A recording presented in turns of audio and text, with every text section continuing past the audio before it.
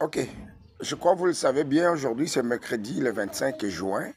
Nakei Bandeko Nalumbango, qu'on peut se une actualité de la journée parce que ils allaient vraiment une obligation de vous donner. Les peuples doivent être suffisamment informés à chaque temps, à chaque moment. J'aimerais parler d'abord, première question sur les élections, il y a cour constitutionnelle na RDC. Batebele, Bayebite, Makambu Matali, élection, il y a cour constitutionnelle. Na cour constitutionnelle, bazaka na délai na bango. Bazaka en nombre de 9. Bazaka na 3 juges. Oyo bazaka na obédience ya mokonzi ya mboka. 3 juges bazali na obédience ya nani staff na bango ya ba bazako telemela nani la justice. Donc c'est un comité, ça un nom là, mais les noms m'échappent. Ba yebi ba ko aider ngai na ba commentaire et puis 3 bazali na obédience ya parlement. Donc le total ça fait 9. Bazaka na ba vote na bango. Vote bakosala vote pour na kocha oyaza mokonzi ya cour constitutionnelle. Pour le moment, Oyo Azali président de la Cour constitutionnelle, c'est Kamou l'État. Il paraît apparemment, délai na esili, c'était prévu que vendredi, Oyo baluka un nouveau président de la Cour constitutionnelle.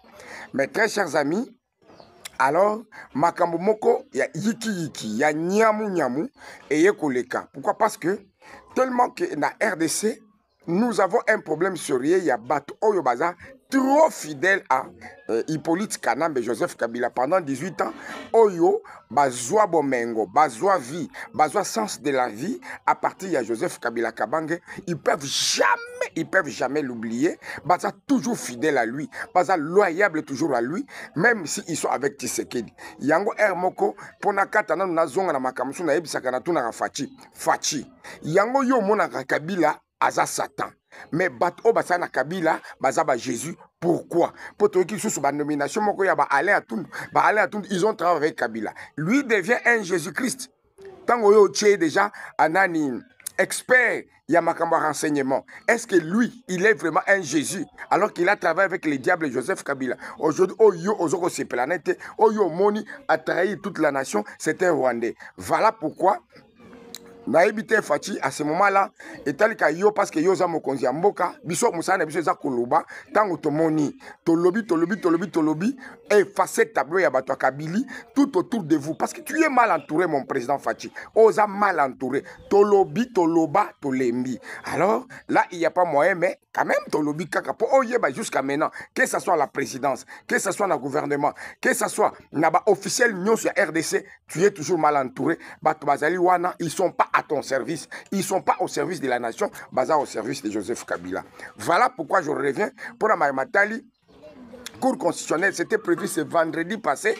Basa la vote. Vote wana nzoka babongisa ki mama moko boye. Mbongo etambola ki makasi. Et outie pas Joseph Kabila. Mususu et outie pas ba gouverneur ya ba province na biso. Oyo bazali fidèle, loyable devant Joseph Kabila.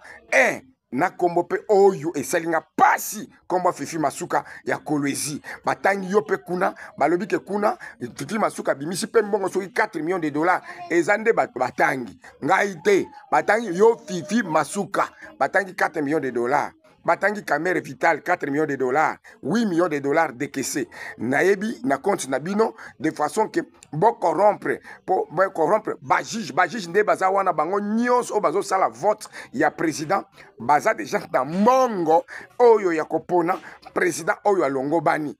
Or quand le président est au pouvoir, il faut président ya cour constitutionnelle azala na obédience ya mokonzi ya mboka. Pourquoi? C'est lui-même le juge naturel ya président. Oyo kokanga président, c'est le juge, le président nani de la cour constitutionnelle. Ndaza obligé kokanga président de la République, que ça soit en fonction ou après fonction. Oyo azana amabilité ko sambisa président de la République ezali nde juge wana.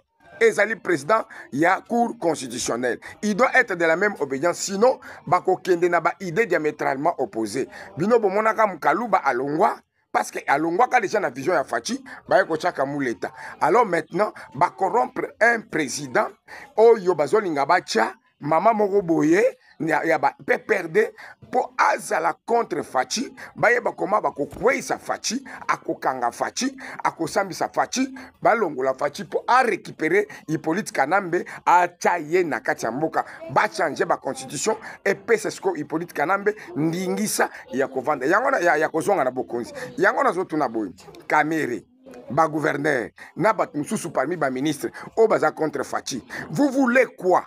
Vous voulez au juste, je me suis demandé, est-ce que ce qui Joseph Kabila zongi na mboka oyo boko so ba poste mususu ya makasi koleka owana Kamere lelo ozo kwa envier te ko la président ya assemblée il faut ozana Joseph ndeo kokoma président Joseph Kabila bien poko poste poste munene koleka parce que ngana omona poste ozana nde top ya ba poste yo ozali gouverneur na ebite soko ozo envier tango Joseph Kabila ko ya ba peso poste nini. Question na mituni nazuka ngamoko réponse na mi lobeli bakoza la posa ya ba poste te e ba comprendre ce que dit aye azo libérer makambo te moye ba yiba ezate moye ba sala buzoba ezate azo landela pas à pas mutu ayibe pati ce que dit lelo lobby batutu ba yebi ba communicateur ba yebi mboka mobimba ba yebi mais soki Kabila ye to banda ko yiba makambo so yeba na te to zaki na liberté ya kotonga ko sala makambo ndenge to lingi to soko nyoko la population mais biso to soko mona bomengo. Voilà pourquoi ils veulent de Joseph Kabila. Bandeko, le plan est de jouer. Voilà Faci tango ya kei Luanda na Angola kozonga apesi instruction na nouveau patron la justice ndenge mutamba aza kozela nanu aleka na justice asamba sima nde to batala makamu na ye le patron ya sika komona ezali Samuel Bemba. Alors Samuel Bemba a eu instruction Faci que non landela na justice ba pesa ordre to ndingisa ya kosambisa Vital Kamerhe sur ba point. Il y a des points encore de corruption tellement qui sont tellement enregistrés na niveau ya Vital Kamerhe ba corruption et belé oyo batangi lié. Donc instruction pesami déjà na Faci apesi mwana mboka Samuel Bemba. Samuel Bemba oyo toyoki de makambuke ndenga zaliwa na ba intimider ye. Batu wana ba intimider ba lobi o ndenge to sali mutamba. Soko yepe na lire moko ya ke ba rigueur bani le kwa mutamba yope kokweya. Il paraît d'après Bissondo toyoka kike yepe abangi alobi non akosala makambo loko na mutamba te. Voyons voir. L'avenir nous donnera raison.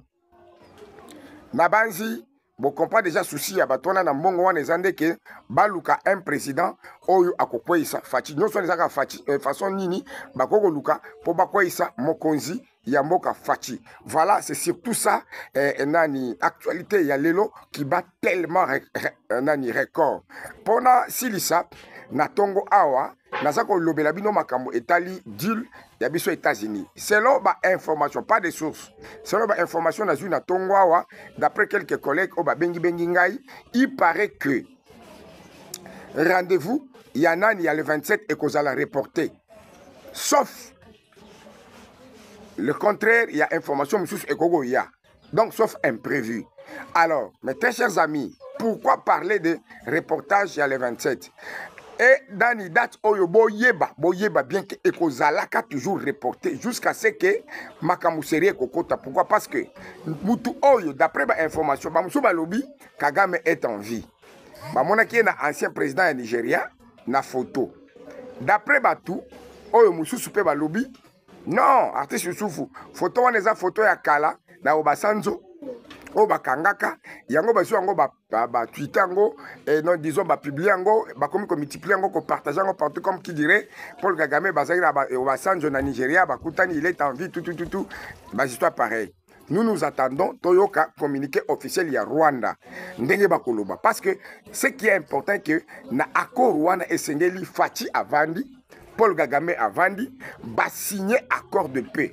Après avoir signé cet accord de paix, avant que le ministre Bango va signer yango, ministre des Affaires étrangères, il faut Bango paix tête à tête va signer. C'est alors que Kopesa Ndingisa na Trump a signé ensemble avec Faci Beton, Dilwana.